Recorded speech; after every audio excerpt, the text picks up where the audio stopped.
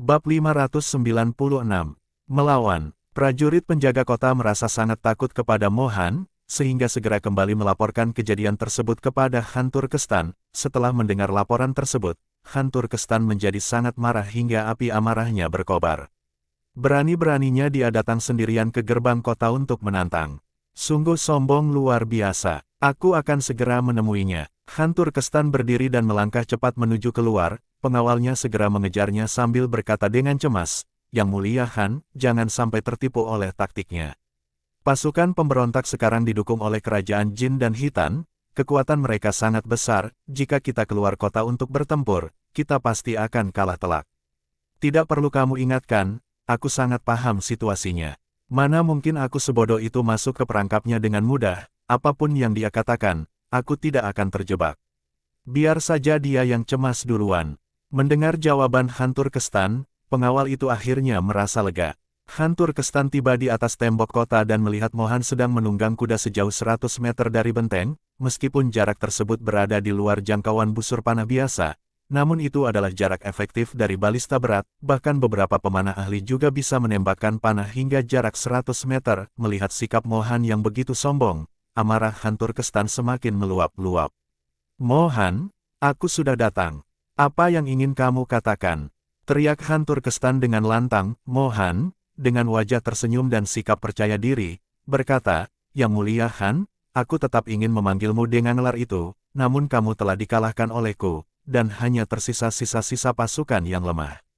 Kamu sama sekali bukan tandinganku, jika kamu bersedia menyerah, aku masih bisa menjamin kehidupanmu yang makmur dan terhormat di masa depan. Jika kita terus berperang, yang akan menderita hanyalah rakyat Turkestan. Apakah kamu tega melihat rakyat Turkestan hidup dalam kelaparan dan kesengsaraan? Lagi pula, kamu bukanlah tandingan dinasti Daxia. Hanya aku yang bisa memimpin Turkestan untuk mengalahkan dinasti Daxia." "Omong kosong, kamu pikir kamu layak menjadi Han baru? Itu hanyalah mimpi. Jika Turkestan jatuh ke tanganmu, rakyat hanya akan hidup dalam penderitaan yang lebih besar. Kamu juga tak mungkin bisa mengalahkan dinasti Daxia." Melihat Han Turkestan yang marah, Mohan malah semakin tertawa. "Sepertinya kita tidak akan mencapai kesepakatan. Jika kamu ingin melawan hingga akhir, maka baiklah, aku akan mengabulkan keinginanmu. Turkestan tidak membutuhkan Han tua yang lemah dan tak berdaya, tetapi seseorang seperti diriku, pemuda yang bersemangat untuk membawa Turkestan menjadi lebih kuat." Mohan selesai berbicara dan, tanpa menunggu jawaban dari Han Turkestan, segera memacu kudanya dan pergi. Amarah Han Turkestan hampir saja meledak. Mohan yang lancang, beraninya mengatakan bahwa aku sudah tua. "Aku pasti akan menemukan cara untuk mengalahkanmu dan membuatmu membayar mahal atas kesombonganmu hari ini," teriak Han Turkestan dengan penuh amarah, mengepalkan tinjunya erat dengan kekesalan yang membara. Kata Mohan benar-benar menusuk luka terdalam dalam hatinya. Memang benar bahwa dirinya sudah semakin tua, kekuatannya semakin lemah, dan staminanya tidak seperti dulu lagi. Selain itu, dia belum memiliki seorang putra yang bisa mewarisi tahta Han. Meskipun Cao Yao sangat dicintai oleh rakyat, namun dia tetap seorang perempuan, dan banyak jenderal kemungkinan besar tidak akan rela mengakui dia sebagai pemimpin mereka. Hal ini dapat membawa ketidakstabilan ke padang rumput. Suku yang memiliki kekuatan besar mungkin akan memberontak, berusaha merebut posisi Han. Harapan terakhir Han Turkestan adalah Cao Yao melahirkan seorang putra. Selama putra itu bisa dilatih dengan baik, dia tetap dapat menjadi penerus yang sah untuk tahta Han di masa depan. Inilah alasan Han Turkestan terus berjuang, meskipun itu memaksanya menghadapi tantangan yang sangat besar. Namun, waktu yang dibutuhkan untuk menunggu terlalu lama, sementara serangan dari pasukan pemberontak terus memukul mundur pasukannya, bahkan sampai pada titik di mana dia hampir tidak dapat melindungi wilayahnya. Han Turkestan melihat bahwa pasukan pemberontak mulai bergerak, perlahan maju ke arah benteng. "Semua pasukan, dengarkan perintah. Bersiaplah untuk mempertahankan benteng," teriak Han Turkestan dengan keras. Dia tahu bahwa serangan gelombang pertama dari Mohan pasti akan sangat ganas. Selain itu, tembok benteng ini tidak dibangun terlalu tinggi, sehingga dengan menggunakan tangga, musuh bisa memanjat dengan mudah. Bagaimanapun, dari awal benteng ini memang tidak dirancang untuk menahan serangan besar, karena mereka tidak pernah mempertimbangkan untuk menggunakannya melawan dinasti Daxia. Selain itu, bahan bangunan yang tersedia di padang rumput sangatlah terbatas. Akibatnya, jumlah benteng yang ada sangat sedikit, dan kualitasnya pun tidak terlalu kokoh, hanya ibu kota kerajaan yang dibangun secara besar-besaran, dijadikan tinggi dan kuat, sedangkan benteng kecil seperti ini hanya memberikan sedikit keuntungan berupa keunggulan medan bagi pasukan yang bertahan. Namun, keuntungan tersebut tidaklah signifikan. Siapkan panah. Begitu pasukan pemberontak mendekat, segera tembak mereka sampai mati. Persiapkan juga bubuk mesiu. Jika tidak mampu bertahan, nyatakan mesiu dan lemparkan ke bawah. Han Turkestan memberikan perintah satu demi satu, pasukan yang bertahan di benteng segera mengambil posisi, bersiap untuk pertempuran besar. Mendengar suara dari luar benteng, Cao Yao segera menyadari bahwa pertempuran akan segera dimulai. Dia berjalan keluar, berniat memeriksa situasi, namun, para pengawal dengan sigap menghentikannya. Putri, harap jangan melanjutkan langkah Anda. Kondisi tubuh Anda tidak cocok untuk pergi ke tempat yang berbahaya. Sebaiknya tetap tinggal di sini untuk beristirahat dengan baik. Han telah secara khusus berpesan agar kami tidak membiarkan Anda menyaksikan pertempuran. Cepat minggir, aku tidak bisa membiarkan ayahku berjuang sendirian, kata Cao Yao dengan dingin, menatap para pengawal dengan wajah sangat tegas. Yang mulia, mohon dengarkan mereka. Jika Anda pergi ke tembok benteng, itu hanya akan membuat konsentrasi Han terganggu karena harus melindungi Anda. Jika Anda ingin mengetahui situasi di depan, lebih baik kirim seseorang untuk memantau dan melaporkannya kepada Anda secara berkala, bujuk pelayan setianya dengan cemas. Pelayan itu tahu, jika mereka tidak bisa membujuk Cao Yao, dan jika Han Turkestan menyalahkan mereka nanti, mereka tidak akan sanggup menanggung akibatnya. Cao Yao mengambil beberapa langkah, tapi napasnya sudah mulai terengah-engah. Dia sadar, jika tetap memaksa pergi, mungkin dirinya hanya akan menjadi beban. Dengan berat hati, Cao Yao menghela napas panjang. Baiklah, aku akan tetap di sini. Kalian segera kirim 2 orang ke depan untuk memeriksa situasi, lalu segera laporkan kembali kepadaku. Aku harus tahu apa yang terjadi di medan perang. Baik, Putri, silakan beristirahat. Kami akan segera pergi untuk memeriksa, jawab seorang pengawal, lalu berlari keluar untuk menjalankan perintah. Cao Yao kembali ke kamarnya dan duduk dengan tenang. Dia bergumam pada dirinya sendiri, mungkin aku terlalu khawatir. Kami memiliki tembok benteng sebagai perlindungan, ditambah dengan begitu banyak bubuk mesiu. Seharusnya tidak sulit untuk menahan pasukan pemberontak, asalkan kami bisa bertahan beberapa hari lagi. Prajurit dari Daxia pasti akan datang untuk campur tangan. Setelah mencoba menenangkan dirinya dengan pikiran itu, hatinya sedikit lebih tenang. Sementara itu, pasukan pemberontak telah maju hingga jarak 500 meter dari tembok benteng dan berhenti. Kedisiplinan mereka sangat tinggi, dan barisan pasukan terlihat sangat rapi. Dari tampilannya, jelas mereka adalah pasukan elit. Han Turkestan berdiri di atas tembok benteng, mengamati semuanya dengan jelas. Pasukan pemberontak tidak menyembunyikan kekuatan mereka sedikitpun. Obor yang menyala terang menerangi seluruh barisan, membuat semua persiapan mereka terlihat jelas. Beberapa saat kemudian, sejumlah kereta kecil didorong ke depan dari barisan belakang. Di atas setiap kereta kecil itu, terdapat satu busur besar dari jenis panah berat. Ini adalah inovasi yang dibuat oleh pengrajin kayu atas perintah Mohan setelah melalui pengalaman perang yang panjang. Dengan kereta semacam itu, busur berat dapat dipindahkan dengan mudah ke berbagai posisi sesuai kebutuhan. Bab 597. Pertempuran sengit. Ekspresi wajah Han Turkestan langsung berubah ketika melihat pemandangan itu. Dalam pertempuran sebelumnya, pasukan pemberontak tidak menunjukkan senjata. Senjata ini, dengan begitu banyak busur berat, ancaman bagi mereka menjadi sangat besar. Busur berat ini setara dengan meriam Daxia, bahkan jangkauannya lebih jauh. Hampir tidak ada cara untuk bertahan dari serangan ini. Ini benar-benar musuh bagi pasukan kavaleri. Melihat pasukan pemberontak mendorong keluar semakin banyak panah berat, bahkan para prajurit penjaga tembok kota pun menjadi pucat ketakutan. Ternyata pasukan pemberontak memiliki lebih dari 200 busur berat. Semuanya sudah dipasang tali dan diarahkan ke para prajurit di atas tembok kota. Melihat panah yang begitu panjang saja sudah membuat orang gemetar ketakutan. Semua orang, cepat berlindung di balik benteng parapet, jangan sembarangan menampakkan kepala. Tunggu sampai musuh menyerang, baru gunakan batu untuk melempar mereka, dan balas dengan kantong bahan peledak. Han Turkestan segera memberikan perintah keras sambil berlindung di balik tembok kota. Jika terkena panah sebesar itu, tubuh seseorang akan tertembus dan menjadi seperti sate. Sama sekali tidak ada peluang untuk selamat. Melihat reaksi para penjaga tembok kota, Mohan tidak bisa menahan diri untuk tertawa terbahak-bahak. Lihat itu, Belum bertarung saja mereka sudah ketakutan dan bersembunyi. Bagaimana mungkin mereka bisa menjadi tandinganku? Semangat pasukan pemberontak pun meningkat tajam, mereka berteriak keras untuk menembus kota dan menangkap Han hidup-hidup. Semakin tinggi semangat pasukan pemberontak, semakin merosot moral pasukan di pihak Han Turkestan. Ada perasaan yang tak bisa dihindari, seolah-olah kota ini tidak akan bisa dipertahankan hari ini. Xiao Yao sudah mendengar suara teriakan dari luar saat berada di tempat tinggalnya. Dia berdiri dengan sangat panik dan memandang keluar, meskipun sinar bulan sangat terang, namun dia tetap tidak dapat melihat apa yang terjadi di garis depan. Ketika orang yang ditugaskan untuk mencari informasi kembali, Xiao Yao bertanya dengan cemas, kenapa ada teriakan keras di garis depan? Apa yang sebenarnya yang telah terjadi? Pengawal yang kembali dengan informasi itu tampak panik di wajahnya. Sepertinya situasinya tidak baik. Pasukan pemberontak memiliki banyak busur berat, katanya setidaknya ada 2 atau 300. Hari ini, untuk mempertahankan kota mungkin akan mengakibatkan banyak korban. Mendengar laporan dari pengawal, hati Xiao Yao langsung terasa berat. Dia segera berkata kepada pengawal itu, kalian jangan tinggal di sini.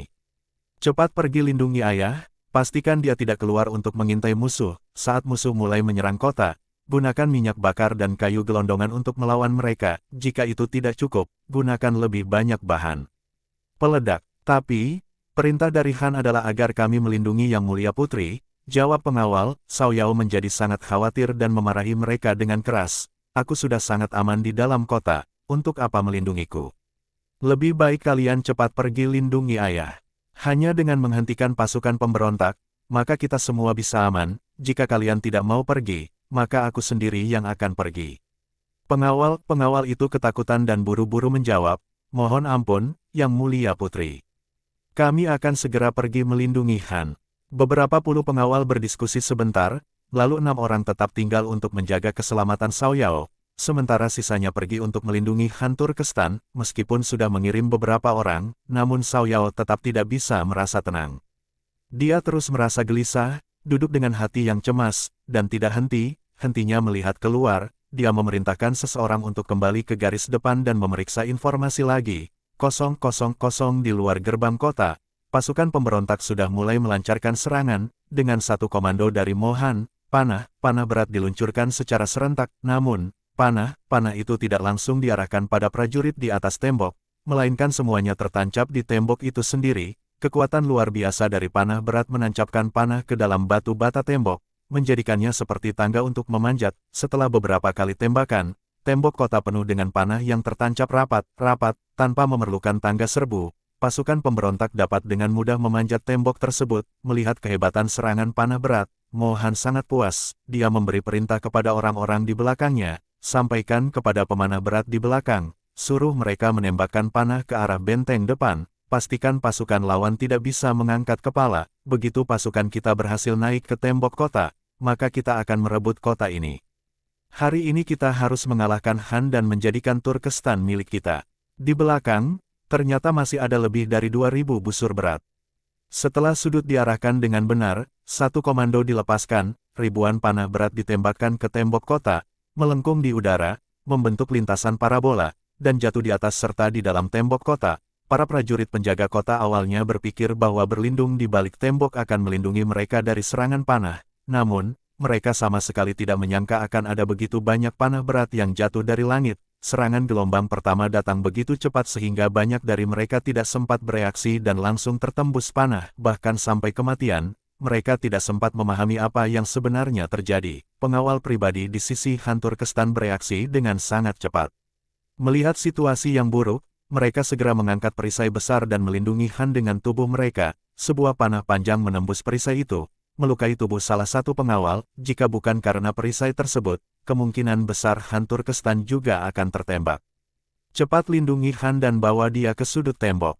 Pengawal pribadi dengan cepat menarik Han Turkestan dan bersama-sama berlindung di sudut tembok, menutupinya dengan perisai. Melihat panah yang begitu rapat menghujani dalam kota, mereka yang tidak sempat berlindung mengalami korban yang sangat banyak. Hati Han Turkestan berdebar kencang, dia nyaris kehilangan nyawanya. Kini dia memiliki pemahaman baru tentang kekuatan pasukan pemberontak, yang jauh melampaui bayangannya. Keparat, dari mana mereka mendapatkan begitu banyak busur berat? Kenapa dari awal tidak pernah digunakan? Justru di saat krusial mereka memberiku serangan mematikan. Hantur Kestan menggertakkan gigi dengan penuh kemarahan, barulah dia menyadari betapa dalam strategi Mohan yang tersembunyi. Dia sangat menyesali keputusannya karena tidak mendengarkan nasihat putrinya. Dia terlalu sibuk memperluas wilayah dan menambah jumlah pasukan, tetapi tidak memberikan perhatian yang cukup pada pengembangan senjata. Hanya memiliki banyak prajurit tidaklah cukup, senjata adalah yang paling penting. Pada gelombang serangan panah ketiga, pasukan pemberontak mulai melancarkan serangan, para penjaga tembok mencoba melawan, tetapi busur berat musuh sudah diarahkan dengan tepat. Panah itu terus menghujani ke dalam kota dan tembok kota. Setiap kali ada orang yang menampakkan diri, mereka langsung ditembak mati oleh panah. Semua maju ke depan. Kalian harus menghentikan mereka. Siapkan kantong bahan peledak. Jika ada yang berani memanjat tembok, lemparkan bahan peledak untuk membunuh mereka. Hantur Kestan berteriak keras. Pada saat ini, dia tidak lagi peduli dengan jumlah korban. Yang terpenting adalah untuk mempertahankan kota. Para prajurit diperintahkan untuk mengangkat 2 atau 3 perisai sekaligus, mencoba menahan panah berat sambil bangkit untuk melawan. Jika mereka membiarkan musuh memanjat tembok, itu berarti mereka akan mati binasa. Secara perlahan, mereka mulai menyesuaikan diri dengan serangan musuh. Mereka mengangkat batu besar dan melemparkannya ke bawah. Beberapa prajurit menyalakan kantong bahan peledak dan melemparkannya ke arah musuh yang memanjat. Pada saat ini, mereka tidak lagi peduli seberapa mahal bahan peledak itu. Yang terpenting adalah menghentikan musuh terlebih dahulu. Pasukan pemberontak sama sekali tidak takut mati. Mereka memanjat tembok dengan memanfaatkan panah yang tertancap, menyerbu tanpa rasa takut. Kedua belah pihak mengalami korban yang sangat besar. Pertempuran sangat sengit, dan tidak ada pilihan lain selain bertarung sampai akhir. Mereka bertarung mati-matian, tidak ada yang bersedia mundur. Pemanah, tembakan panah ke bawah. Hantur Kestan berteriak keras, memerintahkan pasukannya untuk melawan. Pengawal pribadinya dengan panik mencari beberapa perisai lagi, menggunakannya bersama-sama untuk melindungi kepala Hantur Kestan. Bagaimanapun caranya, keselamatan Han harus dijaga. Mendengar suara pertempuran yang bergemuruh, Cao Yao semakin cemas, terlebih lagi setelah mengetahui bahwa musuh memiliki begitu banyak busur berat. Hatinya semakin diliputi kekhawatiran. Benar, cepat lepaskan semua pintu ini. Apapun yang bisa digunakan untuk menahan serangan panah musuh, segera kirimkan kepada para penjaga tembok, kata Cao Yao sambil matanya tertuju pada pintu kayu di sekitarnya. Barulah dia menemukan ide untuk melawan busur berat pemberontak. Bab 598. Krisis. Di bawah perintah Cao Yao, banyak orang dikumpulkan untuk membongkar pintu-pintu kayu di berbagai tempat. Semua pintu itu kemudian dikirim ke garis depan. Pintu ini terbuat dari kayu yang sangat tebal dan kokoh, sehingga dapat digunakan untuk menahan serangan panah berat. Setidaknya, hal ini dapat membantu mengurangi jumlah korban di kalangan prajurit. Cao Yao, yang sedang hamil besar, bergerak dengan sangat sulit. Namun, ini adalah upaya maksimal yang bisa dia lakukan. Warga Turkestan di dalam kota, setelah mendengar bahwa pintu kayu tersebut efektif, juga ikut membantu. Mereka melepas pintu rumah mereka sendiri dan membawanya ke gerbang kota untuk diberikan kepada para prajurit sebagai pelindung dari hujan panah. Pasukan yang dipimpin oleh Hantur Kestan akhirnya mulai terbiasa dengan serangan musuh. Dengan memanfaatkan kekuatan ledakan bahan peledak, mereka berhasil menstabilkan situasi. Gelombang pertama serangan musuh akhirnya berhasil dipukul mundur. Hantur Kestan tetap tidak berani lengah, karena serangan musuh terlalu ganas, terutama daya hancur dari panah berat yang ditembakkan sangatlah mematikan, sehingga para prajurit di tembok harus bertarung dengan risiko korban yang besar. Karena itu, persiapan untuk gelombang serangan berikutnya harus segera dilakukan. Setelah korban besar pada gelombang pertama, Hantur Kestan tidak cukup yakin apakah mereka bisa bertahan di serangan berikutnya. Jika bukan karena Cao Yao yang menggerakkan warga kota untuk mengirimkan banyak pintu dan papan kayu sebagai pelindung dari panah, maka jumlah korban pasti akan jauh lebih besar. Berdasarkan pengalaman sebelumnya, mereka menemukan banyak cara untuk memperkuat pertahanan. Segala sesuatunya harus dipersiapkan lebih awal agar serangan pasukan pemberontak dapat terus ditahan. Pertempuran besar ini hampir saja menghancurkan kepercayaan diri Hantur Kestan. Mohan menunjukkan keunggulan yang luar biasa. Dia diam mengumpulkan pasukan dalam jumlah besar tanpa menarik perhatian. Terlebih lagi, dia berhasil membuat ribuan busur berat yang menjadi senjata andalannya. Sebuah strategi besar yang sangat mengejutkan, ditambah dengan kerjasama rahasia dengan Jin dan Hitan. Rencana Mohan terjalin begitu rapat, membuat Hantur Kestan hampir tidak punya peluang untuk melawan. Hantur Kestan kini tidak berani meremehkan pasukan pemberontak lagi.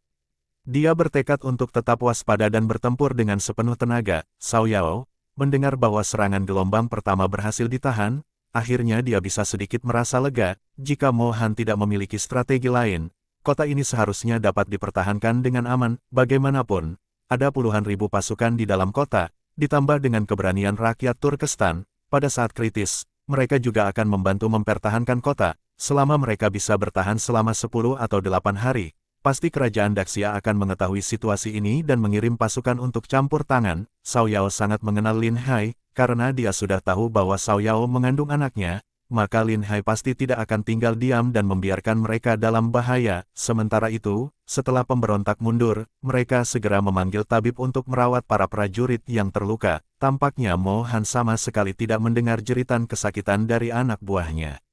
Matanya tetap fokus menatap kota di depannya. Tuan, menurut aku, serangan berikutnya harus lebih dahsyat. Jika kita mengirim lebih banyak pasukan, mungkin kita bisa merebut kota ini, kata seorang perwira bawahan. Hehe, tidak perlu. Serangan kali ini hanya untuk menggerakkan pasukan di dalam kota, memaksa mereka memusatkan perhatian sepenuhnya pada kita. Saat kita menyerang lagi, seluruh kekuatan mereka pasti akan habis untuk bertahan. Saat itu, situasi di dalam kota akan sepenuhnya tidak terurus, kata Mo Han sambil menyeringai penuh kemenangan. Perwira bawahan tampak kebingungan, tidak memahami apa yang dimaksud oleh Mo Han. Semua pasukan dengar perintah. Dalam waktu 1/4 jam, serangan dilanjutkan. Mo Han sama sekali tidak menggubris kebingungan anak buahnya. Setelah memberi perintah, dia langsung berbalik dan pergi. Setelah beristirahat sejenak, pasukan pemberontak segera merapikan barisan dan meniup terompet perang. Hantur Kestan mengetahui bahwa serangan gelombang kedua akan segera dimulai. Dia dengan cepat memerintahkan semua orang untuk bersiap. Gelombang serangan ini sangat mirip dengan yang sebelumnya. Dimulai dengan panah berat dari busur besar untuk menekan para penjaga tembok. Setelah itu, mereka menyerang habis-habisan untuk merebut kota. Namun, kali ini para penjaga kota sudah mempersiapkan diri dengan baik. Mereka berlindung di bawah lapisan papan kayu yang sangat tebal, yang mampu menahan tembakan panah berat. Selain itu, mereka memanfaatkan kesempatan untuk menembakkan panah mereka sendiri ke arah pasukan pemberontak, memperlambat serangan musuh. Ketika pasukan pemberontak mendekat, para penjaga menuangkan minyak panas ke bawah, yang lain melemparkan batu dan kayu gelondongan dari atas tembok. Pertempuran sengit kembali terjadi. Kedua belah pihak bertarung mati-matian untuk memperebutkan kendali atas tembok kota. Ketika pasukan musuh mulai mendekati tembok kota, para penjaga segera menyalakan bahan peledak dan melemparkannya ke bawah, menyebabkan kerugian besar bagi pemberontak. Kali ini, para penjaga bertahan dengan tenang dan terorganisir, tidak lagi panik seperti sebelumnya. Pasukan pemberontak hampir tidak mampu mencapai tembok kota, sebaliknya mereka mengalami banyak korban jiwa. Semakin banyak prajurit pasukan pemberontak gugur di bawah tembok kota. Melihat begitu banyak korban di pihaknya, Mo Han tetap menunjukkan ekspresi dingin, seolah-olah hidup dan mati para prajuritnya sama sekali tidak ada hubungannya dengan dirinya. Beberapa perwira bawahannya mulai tidak tahan melihat situasi itu. Tidak disangka mereka bisa bereaksi secepat ini. Busur berat kita tidak bisa memberikan dampak besar pada mereka lagi, lebih baik kita mengerahkan lebih banyak pasukan. Jika kita berhasil merebut tembok kota, maka kita bisa menerobos masuk. Salah satu perwira menyampaikan pendapatnya, namun, Mo Han mengangkat tangannya, memberi isyarat agar perwira itu berhenti berbicara. Tunggu sebentar, kalian hanya perlu bersiap untuk menyerang. Begitu terjadi kekacauan di dalam kota, kita akan langsung menerobos masuk. Mendengar ini, para perwira pemberontak kebingungan, bagaimana mungkin akan terjadi kekacauan di dalam kota dengan sendirinya. Namun, karena Mo Han tidak menjelaskan lebih lanjut, mereka tidak berani bertanya lebih jauh dan hanya menunggu dengan cemas. Cao Yao, mendengar kabar bahwa pasukan pemberontak menyerang tembok kota lagi, dia segera mengutus orang untuk menyelidiki situasi di garis depan. Busur berat pasukan pemberontak telah menyebabkan kerugian yang sangat besar, dan Cao Yao khawatir prajuritnya tidak akan mampu bertahan. Beberapa saat kemudian, utusan yang dikirim kembali dengan laporan. Dengan wajah penuh kegembiraan, orang itu berkata, "Jangan khawatir, Putri. Dengan papan kayu dan pintu yang kami kirimkan, prajurit kita bisa menggunakannya untuk menahan panah dari busur berat. Sekarang pertahanan kota sudah menjadi jauh lebih mudah, musuh sama sekali tidak bisa mendekat." "Bagus kalau begitu. Pasukan pemberontak sudah mempersiapkan semuanya dengan sangat baik kaji ini. Meskipun kita berhasil merebut kendali kembali, namun kita sama sekali tidak boleh lengah, kalian pergi ke depan lagi untuk menyelidiki situasi. Jika ada gerakan apapun, segera kembali dan laporkan. Perintah Cao Yao. Baik, kami akan segera pergi. Kami akan memastikan putri mengetahui situasi di garis depan dengan jelas. Cao Yao merasa jauh lebih lega sekarang. Dia duduk kembali, menunggu kabar selanjutnya. Awalnya dia berpikir bahwa mempertahankan kota ini tidak akan menjadi masalah besar, namun, Cao Yao sama sekali tidak menyangka bahwa pada saat itu, sekelompok prajurit diam mendekati gudang tempat bahan peledak disimpan. Kelompok ini terdiri dari prajurit pilihan yang berasal dari suku-suku yang telah tunduk kepada Hantur Kestan. Prajurit ini seharusnya bertugas melindungi gudang persediaan makanan, tetapi tanpa perintah apapun, mereka malah mendekati gudang bahan peledak. Para penjaga gudang bahan peledak adalah pasukan loyal Hantur Kestan. Melihat ada orang mendekat, mereka segera memberi isyarat untuk berhenti. Kalian mau apa datang ke sini? Pemimpin kelompok itu tersenyum lebar dan berkata, kami dikirim oleh putri untuk membantu menjaga tempat ini. Pasukan pemberontak sedang menyerang kota dengan sekuat tenaga, dan Putri Cao Yao khawatir dengan keamanan bahan peledak, jadi dia mengutus kami ke sini. Komandan penjaga gudang mengernyitkan dahi. Jika ini perintah dari putri, tunjukkan surat perintahnya.